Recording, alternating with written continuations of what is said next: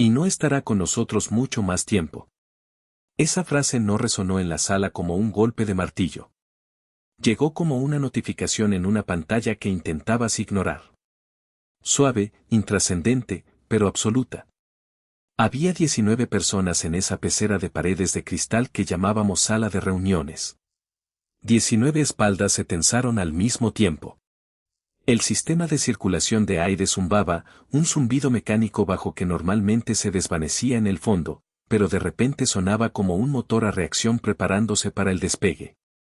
Victoria Thorne estaba de pie a la cabecera de la pesada losa compuesta donde hacíamos nuestras actualizaciones de estado semanales. Sostenía un puntero láser en una mano, aunque la pantalla detrás de ella estaba en blanco. Me miró. No fue una mirada fulminante. Fue peor. Fue una curva de los labios que sugería que acababa de probar algo dulce, como una fresa madura, mientras veía un accidente de coche. Ups, dijo Victoria, inclinando la cabeza hacia un lado, un gesto que usaba cuando quería parecer inofensiva, estropeando la sorpresa. Yo estaba en el umbral. Apreté con fuerza la taza de viaje que había traído de casa.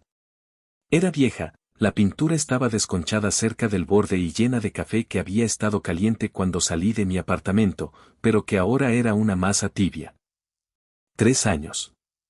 Ese número me vino a la mente, no como un lapso de tiempo, sino como un peso físico. 3 años llegando cuando las luces de la calle aún zumbaban. 3 años arreglando código que parecía espagueti. 3 años haciendo que Victoria pareciera una visionaria cuando ni siquiera podía convertir un documento. Y este era el paquete de indemnización. Ni un apretón de manos, ni una conversación privada, solo un chiste para la multitud del lunes por la mañana. Necesito hacer una llamada, dije. Mi voz no tembló. Me sorprendió. Esperaba un temblor, un quiebre, algo que delatara el cráter que se abría en mi pecho, pero no hubo nada, solo una calma plana, gris y serena. La expresión de Victoria cambió. La diversión no desapareció, sino que se endureció, un destello de curiosidad. Quería verme suplicar. Quería verme desesperado. Esperaba que llamara a recursos humanos, o tal vez a mi madre. Saqué el teléfono del bolsillo. La pantalla estaba fría al tacto. No busqué ningún contacto. Marqué el número de memoria, un número que había memorizado hacía 2 semanas, grabándolo en mi cerebro mientras miraba al techo a las 3 de la mañana. Pulsé el botón verde y me llevé el teléfono a la oreja. La habitación estaba tan silenciosa que podía oír la respiración del compañero que estaba más cerca. Sí, dije cuando la voz al otro lado de la línea contestó. Miré fijamente a Victoria. No parpadeé. Estoy listo para aceptar. El rostro de Victoria cambió. No fue un cambio gradual. Fue una avalancha. El color desapareció de sus mejillas, dejando su piel del color de la masa húmeda. El puntero láser en su mano se inclinó, el punto rojo se deslizó por el suelo como un insecto asustado. Reconoció esa voz al otro lado de la línea. Sabía exactamente a quién estaba llamando. Y por primera vez en 3 años, parecía asustada. Pero antes de llegar a la parte donde su mundo se desmorona, necesito explicar cómo llegamos a este momento. Mi nombre es Daniel Vance, y a mis 55 años, he dedicado toda mi vida a hacer que sistemas complejos funcionen sin problemas. Soy arquitecto de sistemas. Veo patrones donde otros ven caos. Reparo cosas rotas. No es solo mi trabajo, es mi naturaleza. Si hay una grieta en el pavimento, quiero rellenarla. Si hay una errata en un menú, quiero corregirla. Si hay una persona ahogándose, salto al agua. Así fue como Victoria me atrapó. No era brillante. Era ruidosa. Tenía un carisma que se sentía como una lámpara de calor, intenso, reconfortante, pero artificial. Me contrató hace 3 años para renovar la infraestructura, que en lenguaje corporativo significa hacer todo mientras ella iba a almorzar. No me importó. Me encanta el trabajo. Me encanta su lógica. Las computadoras no tienen ego. El código no te miente. Si un programa falla, es porque te faltó un punto y coma, no porque al programa no le gustara tu tono. Claro, Victoria era un desastre, no solo en lo profesional. Su vida era una sucesión de problemas sin resolver que esperaba que otros apagaran. 6 meses antes del final, yo era su bombero favorito. Daniel, no sé qué haría sin ti, solía decir, generalmente mientras me entregaba una pila de informes que se suponía que debía haber terminado hacía una semana. Eres mi cerebro. Eres mi mano derecha. Confiaba en sus palabras. Esa es la parte vergonzosa. Pensaba que éramos compañeros. Pensaba que respetaba las noches en vela, los plazos de entrega cumplidos, la forma en que la hacía brillar ante la junta. Entonces conocí a Jory. Era martes, día laborable para los profesores. Las escuelas estaban cerradas y Victoria se había quedado sin opciones de cuidado infantil. Lo trajo a la oficina, arrastrándolo de la mano como si fuera equipaje. Jory Thorne tenía 14 años, alto para su edad, con extremidades que parecían demasiado largas para su cuerpo, como un potrillo que aún no había comprendido la gravedad. Llevaba auriculares con cancelación de ruido, de esos grandes y voluminosos. Siéntate ahí, le susurró Victoria, señalando la esquina de su oficina donde un triste helecho en maceta se estaba muriendo lentamente. Y silencio. Mamá tiene una reunión. Cerró la puerta, pero las paredes eran de cristal. Todos podíamos verlo. No se sentó. Se quedó de pie junto al helecho y se balanceó rítmicamente. Tarareaba. Era un sonido bajo y resonante, como un violonchelo tocado bajo el agua. Vi a mis colegas poner los ojos en blanco. Vi a Toby, un desarrollador junior que pasaba más tiempo arreglándose la barba que programando, imitar el movimiento de balanceo cuando Victoria no miraba. Sentí esa familiar picazón, la necesidad de arreglar, la necesidad de proteger. En el almuerzo, Victoria se acercó a mi escritorio. Parecía agotada. El maquillaje se le estaba cuarteando alrededor de los ojos. ¿Te está molestando?, preguntó. Su voz era cortante, a la defensiva. Estaba lista para pelear conmigo. No, dije. Está bien. Se desinfló. Está teniendo una mala semana. La escuela llamó ayer. Se sentó en el borde de mi escritorio. Esto era inapropiado, pero a Victoria no le importaban los límites. Empezó a hablar. Todo salió a borbotones. Las evaluaciones, el diagnóstico que se negaba a decir en voz alta, llamándolo sus desafíos o sus problemas sensoriales. Dicen que necesita terapia especializada, dijo, jugueteando con un hilo suelto de su falda. Integración conductual, desarrollo social, pero el seguro no lo cubre. Dicen que es educativo, así que la escuela debería pagarlo. La escuela dice que es médico, así que el seguro debería pagarlo. Y mientras tanto, se está hundiendo. Entonces me miró. Tenía los ojos humedecidos. Daniel es un genio. Puede hacer cálculos mentales que yo no puedo hacer ni con una calculadora. Pero no puede pedir un sándwich. No puede mirar a la gente a la cara. Si no recibe ayuda ahora, no sé qué será de él cuando cumpla 18. No sé si sobrevivirá. Miré por encima de su hombro al chico en la caja de cristal. Había dejado de mecerse. Dibujaba un patrón en su rodilla con el dedo índice, una y otra vez, una compleja espiral. Levantó la vista, solo por un segundo, su mirada fija en la mía.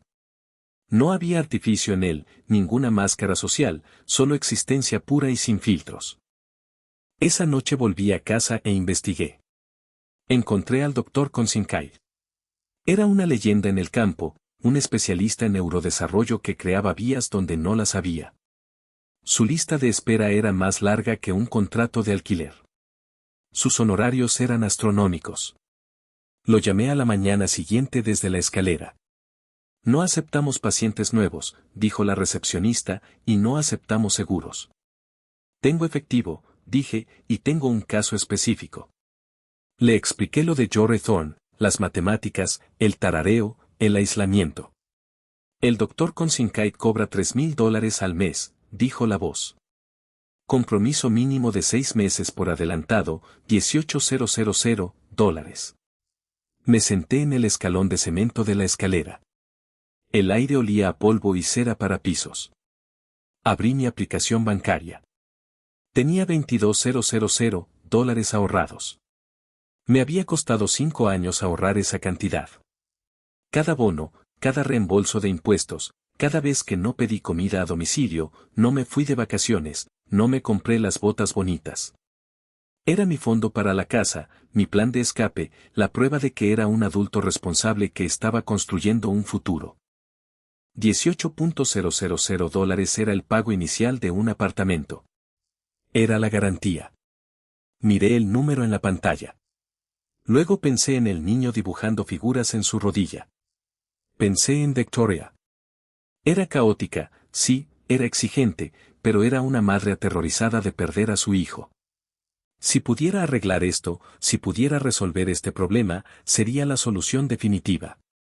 Arreglaría al niño y uniría a Victoria conmigo. Seríamos un equipo. ¿Puede hacerlo de forma anónima?, pregunté. Perdón, preguntó la recepcionista. La madre no puede saber que soy yo. Tiene problemas de orgullo. Dígale que ganó una beca, un programa piloto. Dígale que fue seleccionada. Normalmente no hacemos eso, dijo. Le transferiré el dinero hoy mismo, todo, si puede llevárselo la semana que viene.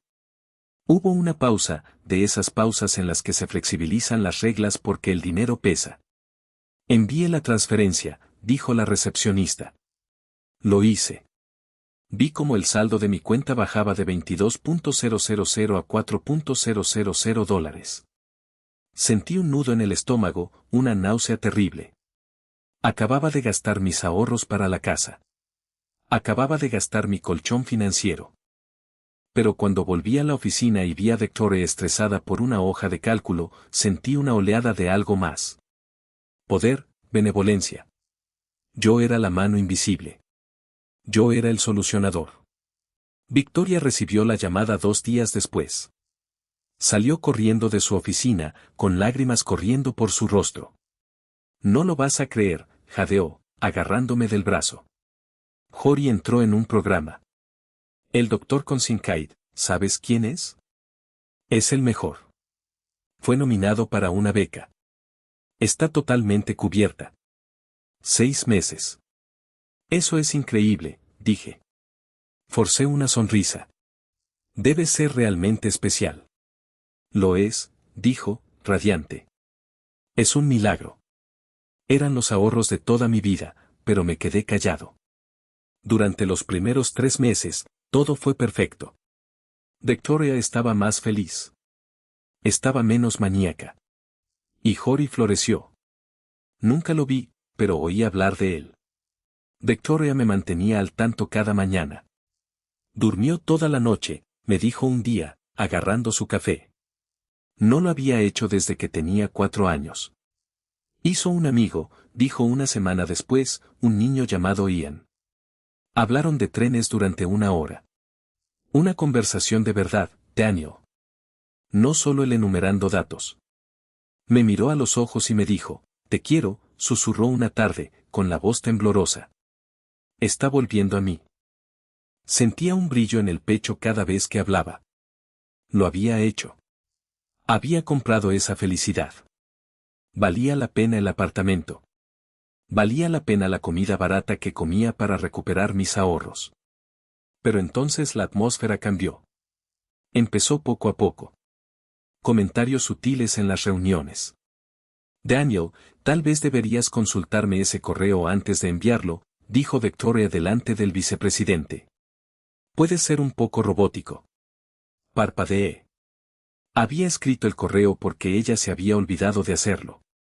Luego vinieron las asignaciones de proyectos. Llevaba 8 meses construyendo un nuevo sistema de asignación de recursos. Era mi creación. Utilizaba algoritmos predictivos para ahorrarle a la empresa aproximadamente un 12% en costos de logística. Era el tipo de proyecto que impulsa una carrera. Cuando la propuesta llegó a la junta, mi nombre no estaba en la portada. Victoria, pregunté, sosteniendo el documento, ¿Por qué aparezco como colaborador? No levantó la vista de su teléfono. Política de la empresa. Solo los directivos pueden liderar iniciativas importantes. Es solo papeleo. Todo el mundo sabe que tú hiciste el trabajo pesado. ¿Trabajo pesado? Yo había escrito cada línea de código. Yo había diseñado la arquitectura.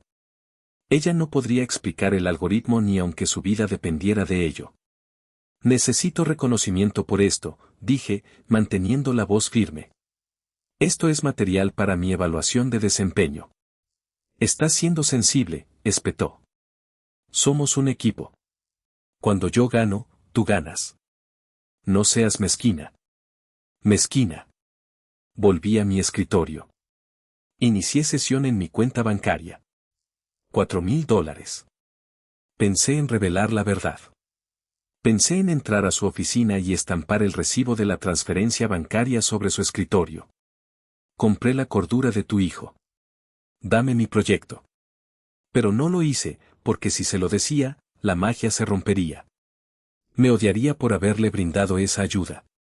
Su orgullo era algo frágil y peligroso. Lo vería como manipulación, no como amabilidad. Así que me lo tragué. Cuarto mes, el Frente Unido. Victoria pasaba más tiempo fuera de la oficina haciendo contactos. Ella lo llamaba relaciones con los clientes. Yo dirigía el departamento. Hacía su trabajo en el mío. Aprobaba presupuestos, gestionaba a Toby, que aún no sabía programar, me encargaba de las crisis. Cuando Victoria estaba en la oficina, hablaba por teléfono con la consulta del Dr. Consinkite, entusiasmada con el progreso de Jory. Está dibujando, le dijo al equipo una mañana.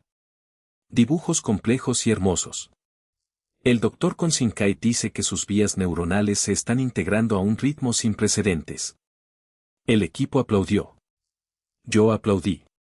Entonces Victoria se volvió hacia mí. Daniel, necesito que te quedes hasta tarde esta noche. Hay que rehacer la presentación trimestral. La hice ayer. Le falta fuerza, dijo. Le falta visión. Rehazla. Me voy temprano.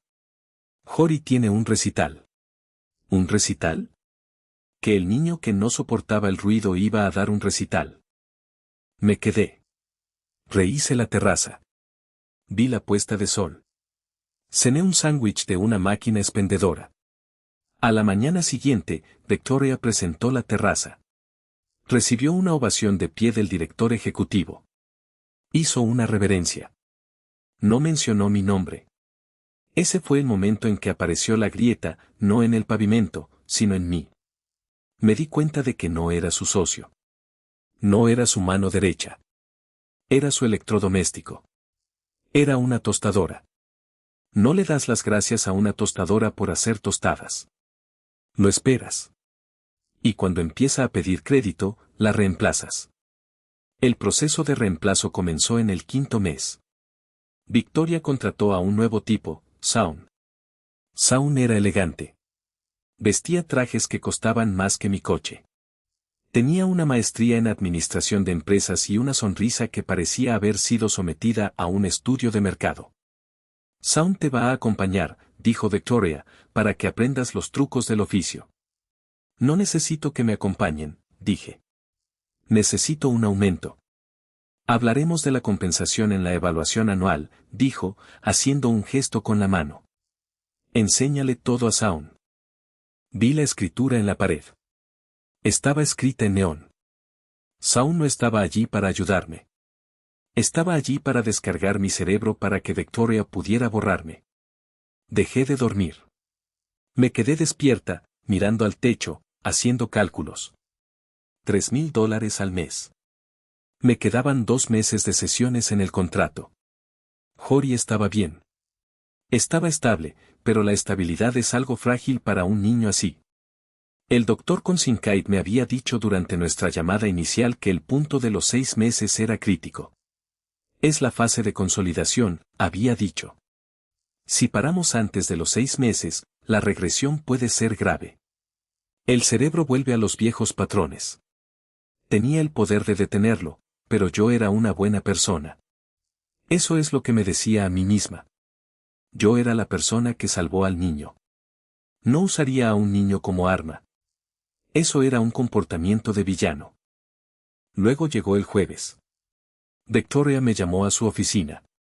Shaun estaba allí, sentado en mi silla con una expresión de satisfacción engreída. Daniel, dijo. No sonreía. Parecía molesta, como si yo fuera una mancha persistente en su escritorio de caoba que no pudiera quitar. Estamos reestructurando, dijo. El departamento está cambiando de rumbo. Necesitamos más liderazgo estratégico, menos lastre técnico. Lastre técnico. Me está despidiendo, dije. Es un despido, corrigió. Su puesto será eliminado. Y Shaun, miré al hombre del traje caro, Shaun es el nuevo director de innovación estratégica, dijo. Él asumirá sus responsabilidades. ¿Mis responsabilidades? Mi proyecto, el sistema de asignación. Pertenece a la empresa, Daniel. Lo sabes, dijo. Su voz era gélida. Tomó un bolígrafo y comenzó a hacer clic. Queremos que esto sea fluido, dijo. Le daremos 2 semanas de indemnización si firma hoy mismo el acuerdo de confidencialidad y la cláusula de no competencia. 2 semanas. Le había dado 3 años. Le había dado mis ahorros. Le había dado una vida a su hijo. ¿Y cuándo es mi último día?, pregunté. El próximo viernes, dijo. Pero lo anunciaremos el lunes en la reunión del equipo. Queremos plantearlo correctamente. Una transición, un traspaso de poderes. ¿Quieres que me quede ahí sentada mientras les dices a todos que me voy? Es profesional, dijo. Presentamos un frente unido. Un frente unido. Miré a mi supervisora. La observé atentamente. Vi las líneas alrededor de su boca. Vi el leve temblor en su mano que intentaba ocultar. Vi a una mujer que se estaba ahogando y trepando sobre mí para respirar. Pero yo no era un tronco, ni una tostadora. De acuerdo, dije. El lunes salí de su oficina. Pasé junto a Shaun, quien ni siquiera me miró a los ojos, concentrado en su teléfono. Pasé junto a Toby, quien estaba viendo videos en línea, completamente ajeno a la tensión en la sala. Me dirigí a la escalera, la misma escalera por donde había transferido $18,000. Llamé al reclutador de Vulcan Tech Group. ¿Sigue vigente la oferta?, pregunté. Daniel, dijo el reclutador sorprendido, sí, te estábamos esperando. Quiero el doble de mi salario actual, dije, y quiero un bono de contratación de $10,000. Hecho, dijo. ¿Cuándo puedes empezar? En 2 semanas, respondí. Tengo algunos asuntos pendientes que resolver. Colgué, pero aún no había terminado. Volví a mi escritorio y accedí al servidor seguro de recursos humanos. Tenía acceso administrativo para verificar los cambios estructurales. Quería ver qué documentos de asignación habían archivado para el sistema de asignación de recursos. Lo encontré, un acuerdo de cesión de propiedad intelectual fechado hacía 4 meses, con mi firma. Me quedé mirando la pantalla, entrecerrando los ojos al darme cuenta de lo que veía. Nunca había firmado ese documento. Me había negado a firmar ninguna asignación sin una revisión salarial, algo que había declarado por escrito en repetidas ocasiones. Amplié la firma. Era una imitación torpe y desesperada de mi letra. Victoria la había falsificado para cumplir con la auditoría de cumplimiento antes de presentar el sistema a la Junta, con la esperanza de que nunca revisara la base de datos interna. Sentí un escalofrío y luego un ardor intenso en el estómago. Ella había violado la sección 470 del Código Penal de California, falsificación, un acto criminal. Eso significaba que el acuerdo era nulo ab initio, inválido desde el principio, y sin una cesión válida bajo el título 17 del Código de los Estados Unidos, sección 106. Los derechos de autor del código me pertenecían exclusivamente a mí. No era el proyecto de la firma. Era mi proyecto. Copié los archivos, descargué el registro de acceso que mostraba que Victoria había subido el PDF falsificado desde su cuenta y envié todo a mi abogado. Luego llamé a la oficina del Dr. Konsinkai. Soy Daniel Dance, dije, el patrocinador de Jory. Ah, sí, dijo la recepcionista. Acabamos de enviar el informe de progreso. Está progresando magníficamente. Llamo para cancelar las sesiones restantes, dije. Procesen la cancelación de inmediato y reembolsen los 6,000 pesos restantes a mi cuenta. Pero agregué una instrucción crucial. No procesen la cancelación y se comuniquen con Victoria hasta el lunes por la mañana. Mantengan a Jory inscrito hasta entonces. Los llamaré desde la sala de reuniones para darles la última palabra. Hubo un largo y pesado silencio. Disculpe, dijo. Estamos en la fase crítica de consolidación. Si retiramos el apoyo ahora, se derrumbará. Lo entiendo, dije. La madre cree que este es un programa financiado, dijo. Dígale que la subvención se acabó, dije, o dígale la verdad. Esto es muy irregular, dijo. Son negocios, dije, usando la frase favorita de Victoria. Solo espere mi llamada de lunes. Terminé la llamada. Me quedé en mi escritorio el resto del día. Vi a Victoria reírse con Shaun en su oficina. Parecía tan segura de sí misma. No sabía que el suelo bajo sus pies se estaba convirtiendo en arena. Llegó el lunes por la mañana. Entré tarde a la reunión del equipo. Victoria estaba de pie a la cabecera de la pesada mesa de composite, sosteniendo su puntero láser, sonriendo con sorna mientras anunciaba a la sala que no estaría con nosotros mucho tiempo más. 19 colegas permanecieron en silencio, algunos desviando la mirada, mientras Toby simplemente miraba fijamente su teclado. Me paré junto a la puerta de cristal, saqué mi teléfono y marqué la clínica del Dr. Consinkai.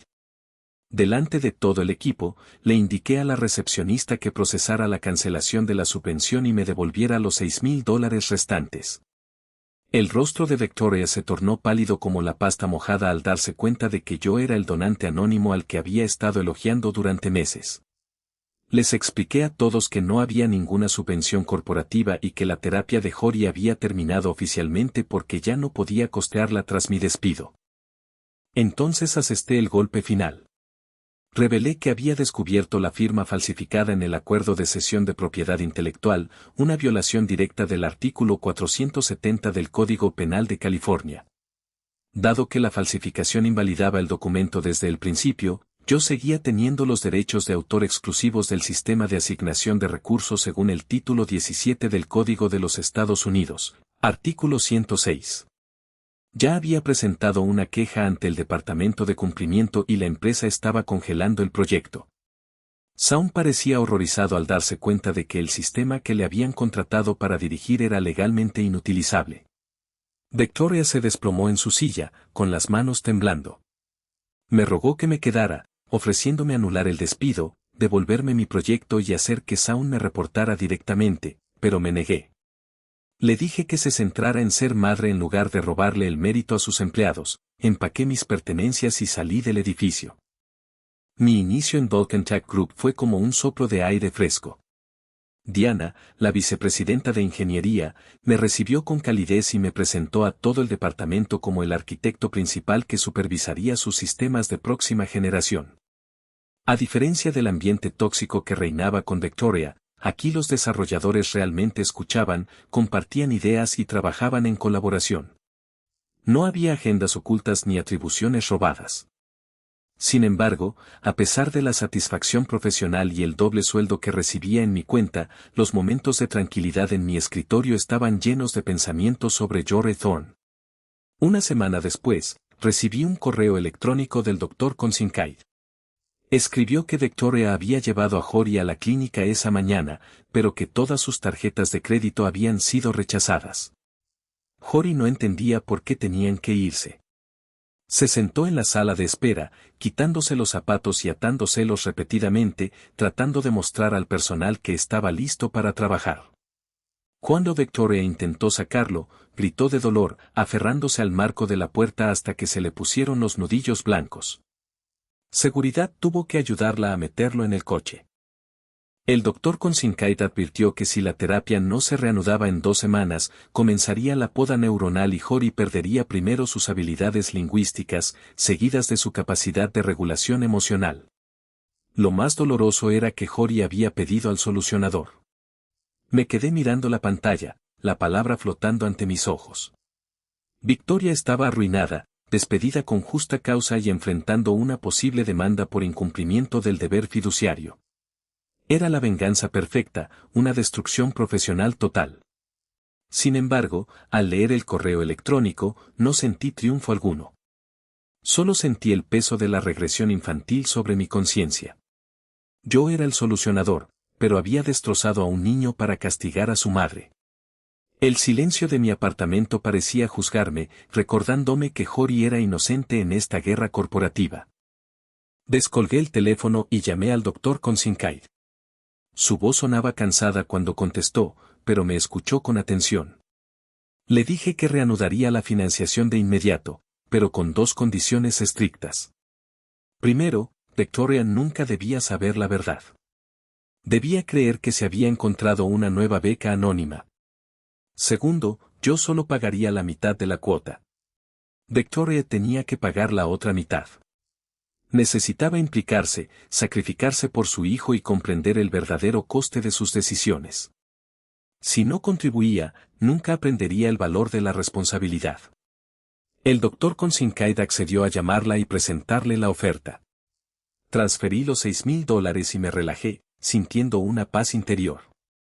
A la mañana siguiente, el doctor Consincaid envió una foto de Jory dibujando una galaxia compleja con la palabra solucionador de problemas escrita en la esquina. Un mes después, Victoria renunció y aceptó un puesto inferior en una organización sin fines de lucro local, vendiendo su coche de lujo para pagar su parte de la terapia. Los vi una vez en un supermercado. Ella parecía cansada, contando cupones en la fila de la caja, pero Jory estaba tranquilo, ayudándola a embolsar las compras. Él no me reconoció, pero al verlos pasar, supe que el sistema finalmente funcionaba como debía. Salí hacia mi coche, habiendo perdido $12,000 en 3 años de mi vida. Pero había arreglado lo irreparable, y eso era suficiente.